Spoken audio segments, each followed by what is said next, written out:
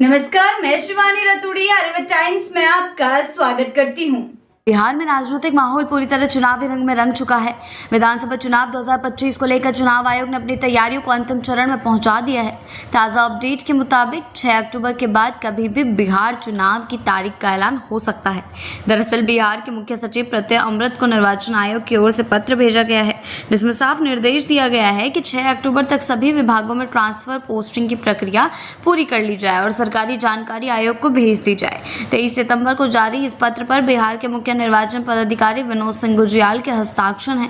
बिहार विधानसभा की कुल 243 सीटों पर इस बार मुख्य मुकाबला एनडीए और इंडिया गठबंधन के बीच माना जा रहा है, लेकिन चुनाव को और दिलचस्प बनाने वाली बात यह है कि जनसुराज अभियान के सूत्रधार प्रशांत किशोर भी इस चुनावी जंग में सक्रिय रूप से मैदान में हैं।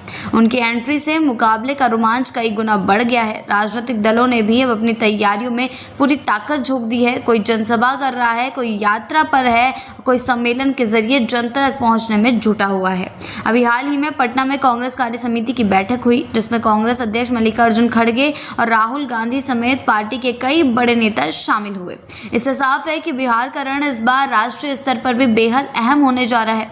अब सबकी नजर चुनाव आयोग पर टिकी है कि आखिरकार वो किस तरह से चुनावी बिगुल फूंकता है।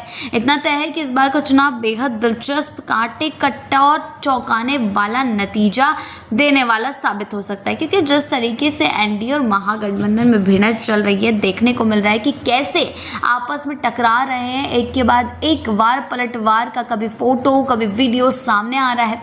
किस तरीके से अभी कांग्रेस की सीडब्ल्यूसी की बैठक हुई, उसमें भी जिस तरीके से कांग्रेस ने कई अलग अलग दावे किए, कई अलग अलग चीज़ें कही हैं, मैनिफेस्टो में अपनी जितनी भी डिमांड्स है उसको रखने की बात करी है, तो माहौल जो है पूरी तरीके से गर्मा गया है। एकदम देखने को मिल रहा है कि कांटे की टक्कर दोनों पार्टियों के बीच, और एनडीए जो है एकजुटता के साथ पेश आ रहा है, लेकिन दूसरे और महागठबंधन में अभी वो खिटर पिटर देखने को मिल रही है, क्योंकि कांग्रेस की कार्य समिति की बैठक में यानी कि सीडब्ल्यूसी की बैठक में ये सारी चीज़ें जो भी वहाँ पे खुलकर बात की गई, उसमें देखा गया कि किस तरीके से तेजस्वी के ऊपर बड़े भाई होने की भूमिका कांग्रेस निभाना चाह रही है, यानी कि आरजेडी के बड़े भाई होने की भूमिका कांग्रेस और राहुल गांधी निभाना चाह रहे हैं। जिस तरीके की व्याख्या सामने आ रहे हैं, उससे तो यही साबित होता है।